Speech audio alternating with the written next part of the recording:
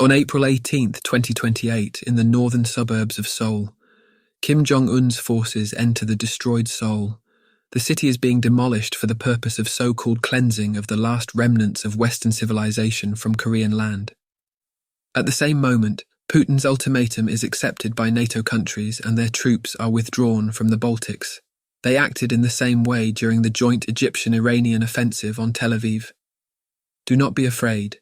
This is just one of the scenarios of a possible Third World War, which is not as far-fetched as it seems. The re-escalation of the Palestinian conflict and continuation of the Russo-Ukrainian war have shown us that some key global players are dissatisfied with the current world order. Yes, to say that tomorrow will bring an open clash between nuclear powers may seem like a fantasy. However, we should remember that before World War I, the prospect of a war between the great European powers seemed impossible because of machine guns, which were thought to deter conflict. Life is unpredictable, and it's been 3 generations since the world has seen a major war between 2 great powers. Yes, there have been wars in the Middle East and Yugoslavia, but neither has managed to destabilize the world order established after 1945.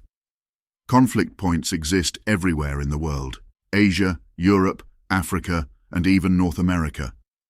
Maybe we should reassess our perceptions and predictions about the possibility of World War III. Welcome to Clausewitz Chronicles. Today we will talk about World War III, exploring the roots of potential global conflicts and the possible alliances that may naturally form. World War. What does this term actually mean? It's a clash between 2 groups of countries, known as coalitions. Fundamentally, it's no different from a fight between 2 teenagers on the street, just on a much larger scale. Conflict between 2 entities arises only for 3 reasons: sex, hate, and money, resources. In our context, for countries and societies, hate equates to long-standing ethnic conflicts like those seen in Crimea or Kashmir. Money represents the struggle over resources: oil, gas, minerals, technologies, people, beliefs, etc. Countries like Yemen or Turkey have too much population and too few resources, while their potential counterparts like Saudi Arabia or Russia have abundant resources but smaller populations. Mother Nature has distributed resources unevenly among states. Therefore, most conflicts are based on these fundamental concepts. Additionally, there are countries that believe the current economic and political situation is not reflected in the global system established at the end of World War II, based on realities that no longer apply.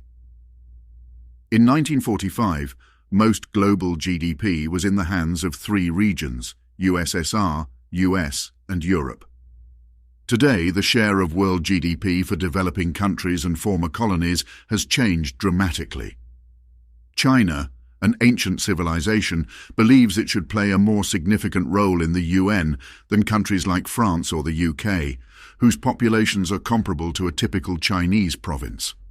Or Brazil, which refuses to be treated as a minor player and seeks a more substantial role in the region. Thus, a change in the global order seems inevitable in the long term. There are 2 possibilities. The current system will evolve, or it will be dismantled and replaced by something entirely new.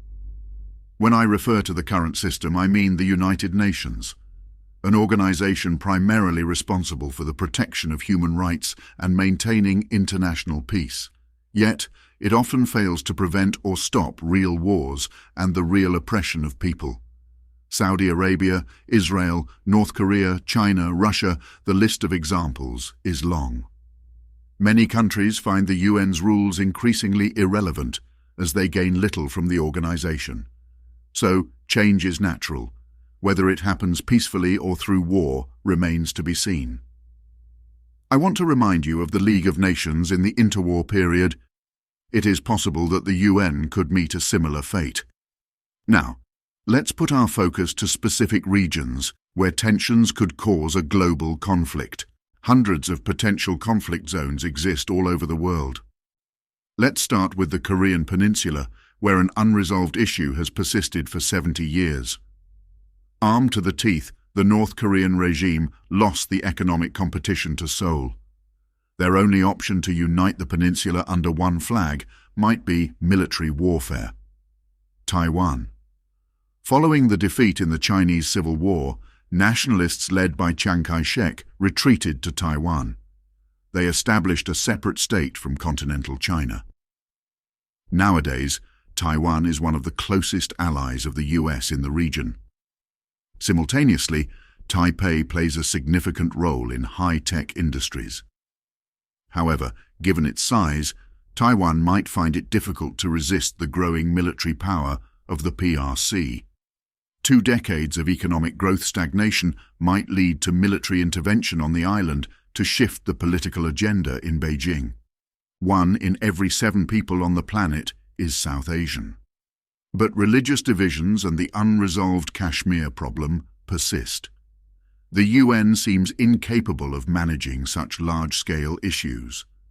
2 nuclear powers, India and Pakistan, still have not resolved the Kashmir issue after 3 indecisive wars. All these examples have their roots in the past and are primarily related to historical events. Yet, potential conflict zones exist even in areas generally considered peaceful. Kazakhstan is one such example. As a country home to more than 100 nationalities and ethnic groups, it could fall apart due to ethnic conflict. 20% of the population are Russians, living near the Russian border.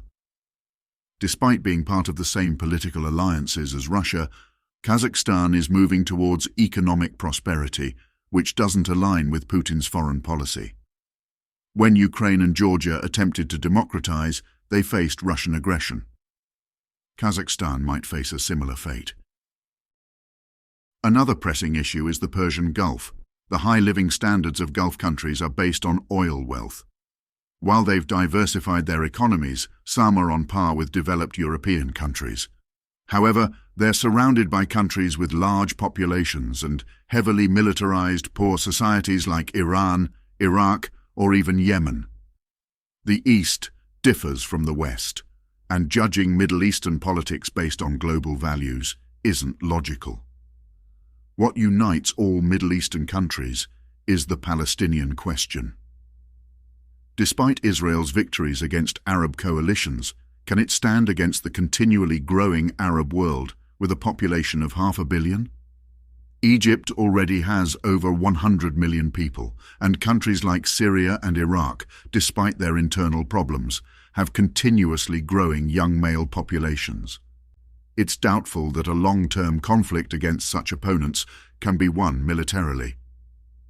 Let's turn our attention to the Caucasus. The Azerbaijani-Armenian conflict seems to be nearing resolution following Baku's victories in 2 previous wars.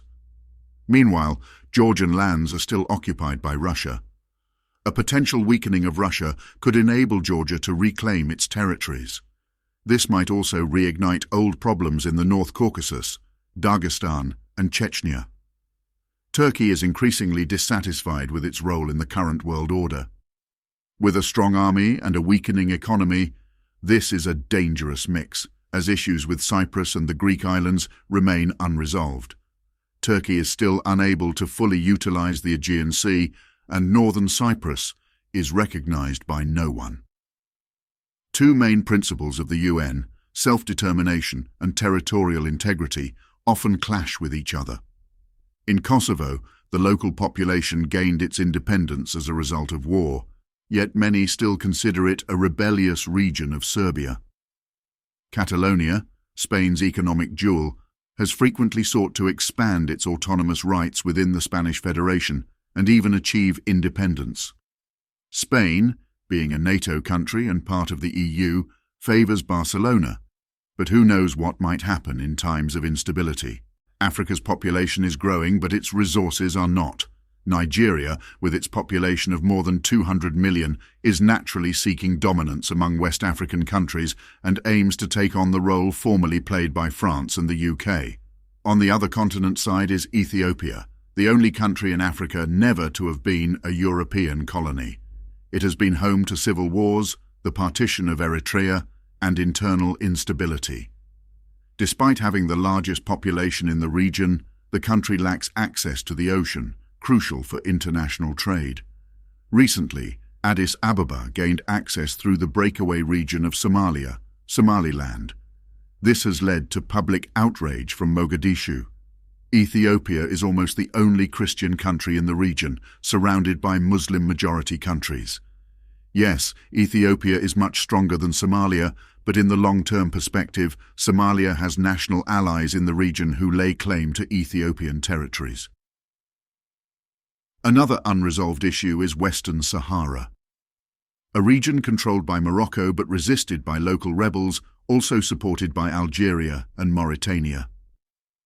Morocco is the West's closest ally in North Africa, while Algeria's potential makes the outcome of this conflict unpredictable. As we consider these regional conflicts, let's also explore the potential alliances that could emerge around the world. East Asia, China and North Korea versus Taiwan, Japan, US, Australia and South Korea. Yes, the coalition of democratic countries is stronger economically and militarily.